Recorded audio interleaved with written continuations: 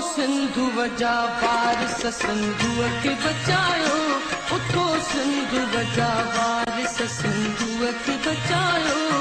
ॿेड़ीअ जो भरियल पूर ॿे पार पुॼायो, ॿेड़ीअ जो भरियल पूर ॿे पार पुॼायो।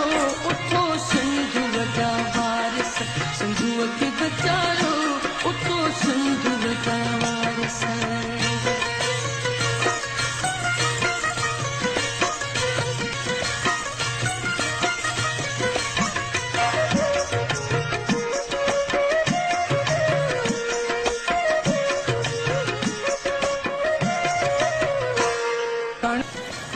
भाई साहब शहदाद कोट पारां म्यूनसिपल लाइब्रेरी जे लाइ किताब गॾु करण वारी मुहिम जी शुरूआति 9 मई 2016 खां 23 मई 2016 ताईं कई वई। सोशल मीडिया ते हलायल हिन मुहिम दौरान शहर जे मुख़्तलिफ़ सियासी, समाजी, मज़हबी, अदबी तंज़ीमुनि जे अॻवाननि सां मुलाक़ातूं थियूं।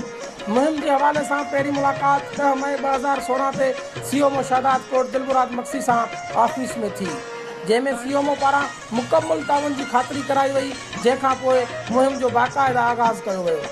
जंहिंखां पोइ 12 मई 2016 ते म्यूनसिपल लाइब्रेरी जे मसइलनि जी ॼाण वठण लाइ लाइब्रेरी इंचार्ज आफ्ताब लाशारी सां लाइब्रेरी में मुलाक़ात थी, जंहिंमें लाइब्रेरी मुतलिक़ मसइलनि बाबति ॼाण वरिती वई।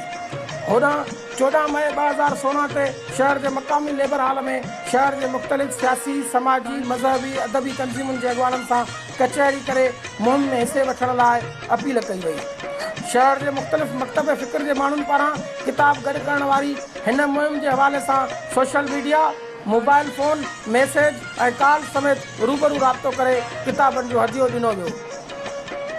ॿिए पासे दुनिया जे मुख़्तलिफ़ हंधनि ते रहंदड़ मुहसिन पिणु हिन मुहिम में हिसो वठण लाइ असां सां राब्ते में रहिया ऐं किताबनि जा तोहफ़ा ॾियारे मोकिलियऊं। गॾु थियल किताबनि जो तइदादु 850 खां मथे रहियो, जॾहिं त 150 खां वधीक रिसाला रहिया।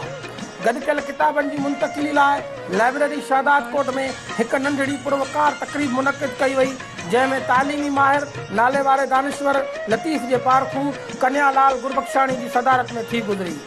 रिथियल तक़रीब खे नाले वारे दानिश्वर लतीफ़ जे पारखू कन्यालाल गुरबख्शाणी ख़िताब कंदे चयो त अफ़सोस सिर्फ़ इहो आहे त मूंखे मूं ते कंहिं चार्ज रखी करे मूं ते केस न हलायो।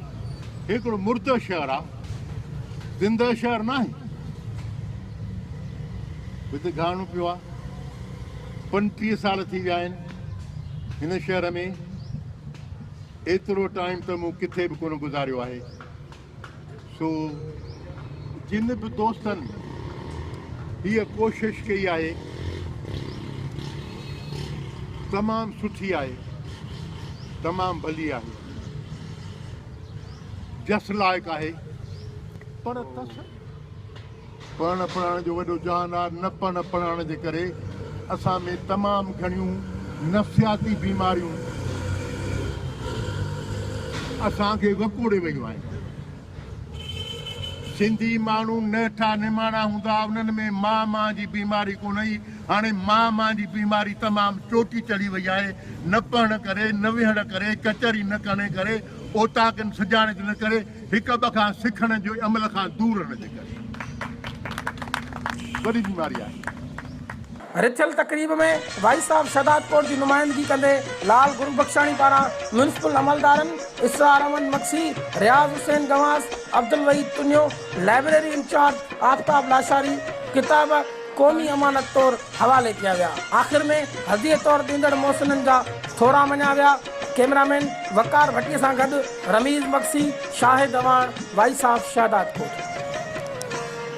उथो सिंधु वजा वारिस सिंधुअ खे बचायो, उथो सिंधु वजा वारिस सिंधुअ खे बचायो।